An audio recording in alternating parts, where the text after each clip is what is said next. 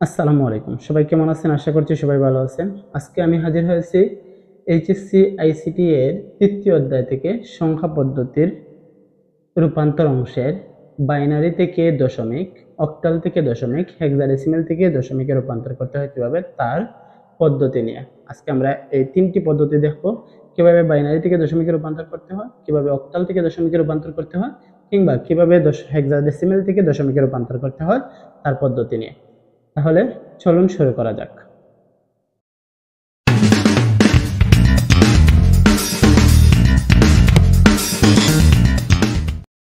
বাইনারির একটি সংখ্যা আমরা নিলাম 1101।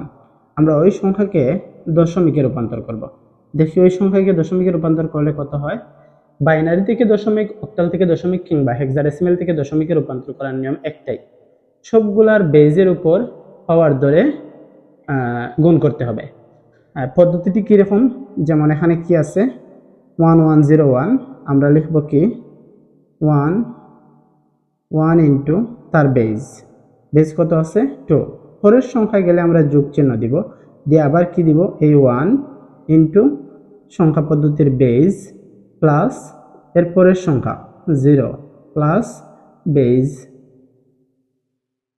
0 ইন্টু বেজ, তারপরে কি আছে প্লাস এই 1 ইন্টু কত বেজ কত আছে 2।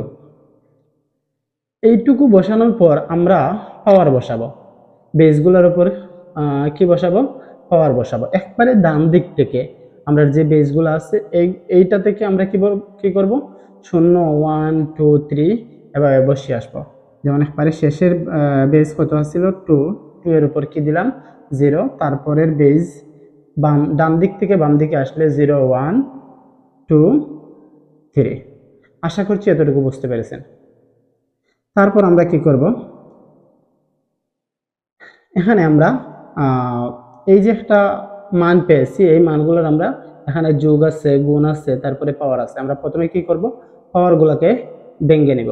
যেমন 1 এর 1 ইন্টু 2 এর উপরে কিউ আছে, 2 এর উপরে কিউ মানে কি 2 তিনবার গুণ, 2 তিনবার গুণ দিলে কত হবে 2 ইন্টু 2 ইন্টু 2, 2 ইন্টু 2 ইন্টু 2, 2 দুগুণা 4 আর 4 দুগুণা কত 8। তাহলে 2 কিউ মানে হচ্ছে 8, আমরা 8 বসালাম প্লাস 1 ইন্টু 2 কিউ আছে, 2 স্কোয়ার আছে, 2 স্কোয়ার মানে কি 2 দুইবার গুণ, 2 দুইবার গুণ দিলে কত হয় 4 হয়, 4 বসালাম plus 0 into 2 to the power 1, 2 to the power 1 মানে কত 2 হয়, plus 1 into 2 to the power 0। কোনো কিছুর উপর যদি 0 পাওয়ার 0 হয় তাহলে আমরা জানি সেই সংখ্যার মান কত হয় 1 হয়। তাহলে আমরা বসালাম কত 1।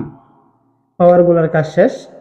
এবার আমরা 8 কে 1 দিয়ে গুণ দিলে 8 একে 8 প্লাস 4 একে 4 প্লাস 2 শূন্যর 0 প্লাস কত 1 একে 1। এবার যদি সংখ্যাগুলো আমরা যোগ করে 4 8 এবং 2 1 যোগ করলে কত হয় 4 আর 8 12, 12 আর 2 12 আর 1 কত 13। আমরা 1101 কে যদি বাইনারিতে দশমিকে রূপান্তর করি তাহলে কত হবে 13 হবে। আমরা এখানে 13 বসিয়ে দিতে পারবো, বা এভাবেও লিখতে পারবো 1101 বাইনারি থেকে দশমিকে রূপান্তর করলে কত হয় 13 হয়। এইভাবে লিখতে পারি। আশা করছি বাইনারি থেকে দশমিকের বিষয়টি বুঝতে পারছেন। এবার আমরা অক্টালের একটা সংখ্যা নেই, অক্টালের ওই সংখ্যাকে আমরা দশমিকে রূপান্তর করব। অক্টালের একটি সংখ্যা নিলাম 156। এইটা অক্টাল থেকে আমরা কি করব দশমিকে রূপান্তর করব। দশমিকে রূপান্তর করে দেখি কি হয়। সেম নিয়ম,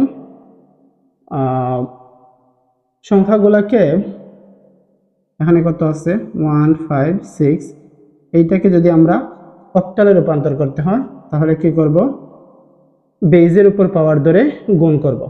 যেমন 1 ইন্টু বেজ কত হয়, অক্টালের বেজ হচ্ছে 8, আমরা বসালাম 8 প্লাস 5 ইন্টু 8 প্লাস 6 ইন্টু 8। তারপর শেষের দিক থেকে বেজগুলোর উপর পাওয়ার 0 1 2 এভাবে বসিয়ে আসলাম। বসালে কত হয় 1 এর 1 ইন্টু 8 এর উপর স্কোয়ার। 8 স্কোয়ার মানে কত? আমরা জানি 8 স্কোয়ার মানে হচ্ছে 8 গুণ 8। 8 গুণ 8 মানে কত হয়? আমরা জানি 8 আর 64, বসালাম 64 প্লাস কত আছে 5 into 8 to the power 1। 8 to the power 1 মানে কত? 80 plus 6 into 8 to the power 0। কোনো কিছুর উপর পাওয়ার 0 মানে কত হয়? 1। এবার আমরা এগুলোকে গুণ করি। 64 একে 64 প্লাস 5 8 40 প্লাস 6 একে 6। এবার যদি আমরা সবগুলো যোগ করি কত হয়? 6 0 আর 4 কত হলো? 6 আর 4 10, 10 আর 0 4 আর 6 কত? 10, 10 আর হাতে রেখে 11 1 1 0। তাহলে 156 কে যদি আমরা দশমিকে রূপান্তর করি, অক্টাল থেকে দশমিকে রূপান্তর করি, তাহলে কত পাবো আমরা? 110। এটা পেয়েছি আমরা দশমিকে। আশা করছি অক্টাল থেকে দশমিক বুঝতে পেরেছেন। এবার দেখবো হেক্সাডেসিমেল থেকে দশমিক। হেক্সাডেসিমেল থেকে কিভাবে দশমিকে রূপান্তর করতে হয়। ঠিক বাইনারি এবং অক্টালের যেরকম বেজের উপর পাওয়ার ধরে আমরা গুণ করেছিলাম, ঠিক একইভাবে হেক্সাডেসিমেল থেকে দশমিকে রূপান্তরের জন্য আমরা বেজের উপর পাওয়ার ধরে গুণ করব। আমরা একটি সংখ্যা নিলাম 1A4, এটা হেক্সাডেসিমেলে আছে, ওটাকে আমরা কি করব? দশমিকে রূপান্তর করব। দশমিকে রূপান্তর করতে হলে কি হবে? যেমন 1, এখানে 1 আছে, 1 ইন্টু সংখ্যাটা কোন পদ্ধতিতে আছে? হেক্সাডেসিমেল। হেক্সাডেসিমেলের বেস কত? 16, দিলাম 16। পরের সংখ্যায় যাওয়ার আগে আমাদের কি কি করতে হবে? প্লাস চিহ্ন দিতে হবে। দিলাম প্লাস চিহ্ন, এ বসালাম, এ ইন্টু তার বেস কত? 16 প্লাস পরের সংখ্যা কত আছে? 4 ইন্টু তার বেস কত হচ্ছে? 16, বসালাম 16। এবার আমরা কি করব? বেজের উপর 0 1 2 পাওয়ার বসাবো। এবার পাওয়ারগুলোর মান বসাই, কত হয় দেখি তো। 1 এর 1 ইন্টু 16 স্কোয়ার। 16 স্কোয়ার মানে কত? 16 স্কোয়ার মানে আমরা জানি 256, আমরা বসালাম 256 প্লাস এর মান বসালে কত হয়? এর মান আমরা জানি হেক্সাডেসিমেলে এ দশমিকে সেটা কত হয়?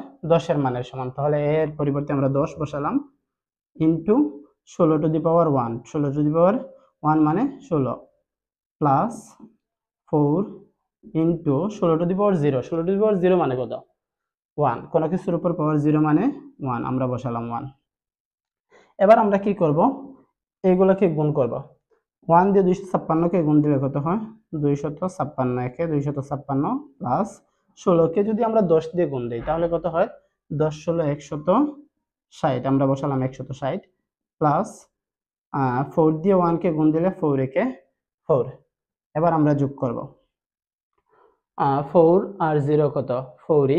এরপরে কত আছে? 6 আছে। আমরা যদি যোগ করি কত হয়? 6 আর 4 10, 10 এর 0। এখানে কত আছে? 6, 6 আর 5 কত?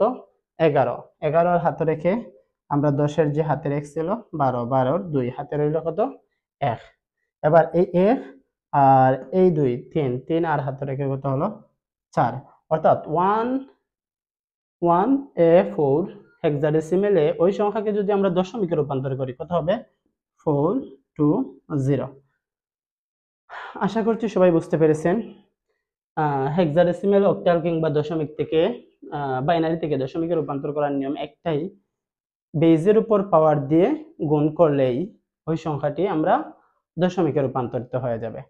আশা করছি সবাই বুঝতে পেরেছেন। সবাই ভালো থাকবেন। আল্লাহ হাফিজ। আসসালামু আলাইকুম রহমতুল্লাহ।